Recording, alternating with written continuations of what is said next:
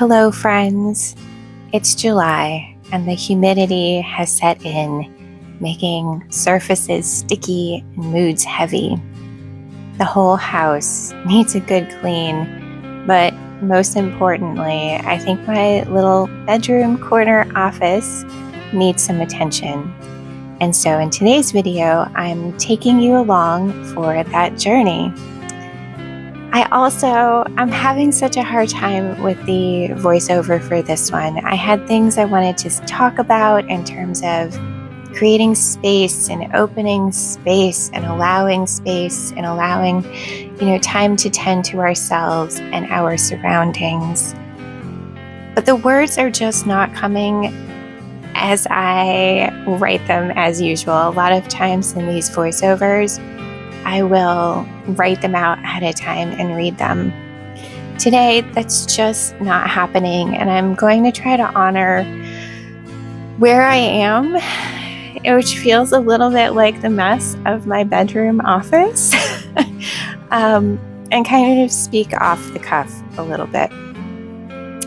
As you can see from the video, I'm watching it as I'm narrating, and it's just the detritus of life. It's all the things that stack up in a busy season, and we have had somewhat of a busy season. Summer tends to be that way, and even when we're not busy, I feel a little overwhelmed by the heat, and so I let things pile up when I normally wouldn't. And so I've been feeling this sense of overwhelm, a little bit of, it sounds dramatic, but a little bit of suffocation, and that feeling like you're trapped in a space. And it hasn't been good for my writing. It hasn't been good for my creative life, because I'm not wanting to sit in this beautiful, cozy space that I have and think and dream, daydream, and we need space and time to do that. So today I'm picking up all of the things in this bedroom corner, the sweaters that have gotten stacked on the bureau, moving around books. I'm going to take off everything on my desk, give it a good clean, sort through, and reorganize. It's so funny because I know that I can create, that you can create in all sorts of circumstances. We lean on our creativity to get through so many difficult parts of life. But sometimes I do think that we need to tend to our spaces so that they can support us when we come to the desk, when we come to an art studio, when we come to our lives. There is, of course, that fine line between things needing to be perfect, when you feel like you're using that as an excuse not to create, right? I'll write when the living room is clean. I'll write when the house is clean. I will write when, you can see on the screen, when the wheels on my chair are not filled with dog hair.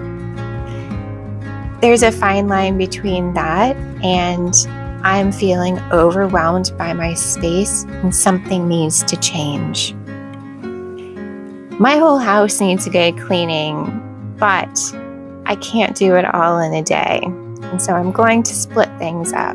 But this space is the most important to me right now because I want to be in it. I want to be with my books.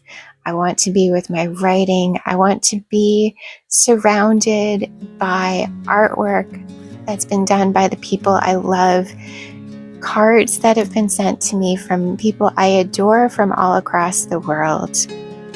This space means so much to me. And so there's also that thing about, diamonds are made under pressure. But I keep thinking about how we are not hard rocks. We are soft beings that require safety. Our gentle souls need support and care and tending.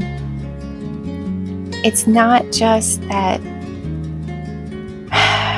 I don't know. I think our life as it is right now is so full of pressures and speediness and information coming at us all of the time. And so we need to create safe spaces for ourselves. I'm not getting into, art being made in war zones. I know and recognize my privilege. Absolutely. My daily safety is not something that I take for granted. But I do think we need safe spaces for ourselves, especially when we're doing the hard work of tuning into what our hearts and our minds are saying, what the stories we have within us want to say. And so, yes, we can create under pressure. And sometimes it's helpful. I think all of this goes back to just being,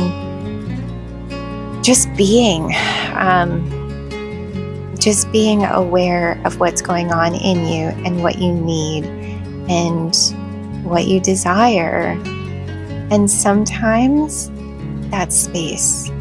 Sometimes it's taking away voices that are either in our own self and our inner critics, putting them to the side for a little bit, or even people in our lives that we need space from. It's finding what we need, honoring what we need, and honoring ourselves. I love this saying, don't believe everything you think. It actually caused some friction with a friend years ago, and I'm going to be honest, we ended our friendship over debating that sentence. But I think it's really true. And I think when we go at things so quickly, when we feel the pressure from outside and inside, it's so easy for the first thing that we hear to not be true. The first thing that we hear and tell ourselves, it's not always true. How many times do we tell ourselves that? I can think of hundreds of examples that we tell ourselves that are not true. Things like, I'm a terrible writer. No one wants to read my work. I should just throw in the towel. This isn't worthwhile. This isn't good. There are so many things like that just are not true. But unless we slow down, we can't discern what's true and what isn't. And more importantly, what's true for you and what isn't. Because what can be true for me is not what might be true for you. And that's okay.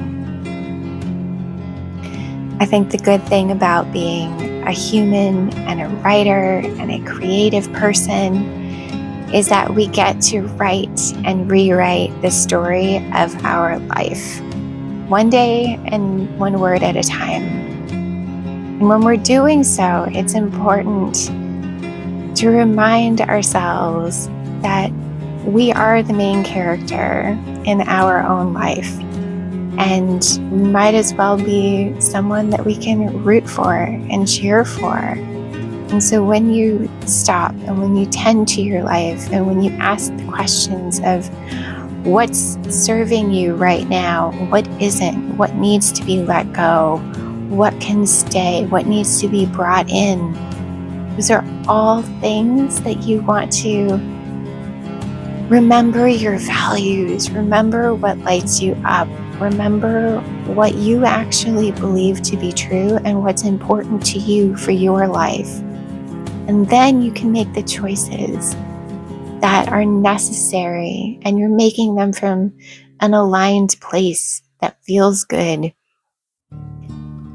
You can get quiet, and instead of being overwhelmed with all of the things, maybe that space will allow for that one thing that really needs your attention to shine through. Maybe. I don't know.